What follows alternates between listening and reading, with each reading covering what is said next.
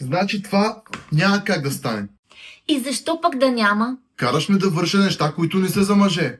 О, по мъжеството ли те ударих сега? Това можеш да си го направиш и сама. Ето, вземаш палча, отваряш го, отваряш шишенцето, после хващаш палча, изливаш го вътре внимателно.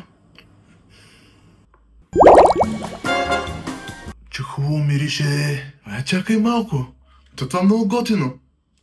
Няма да остава и капка.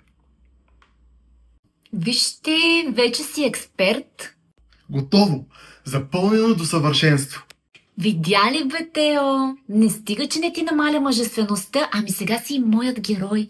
Добре, след това мое изпълнение ще измия и чиниите. Честно? Ха-ха, ама друг път. Габе, шегувах се, човек. Дай ще ги измия тези чинии.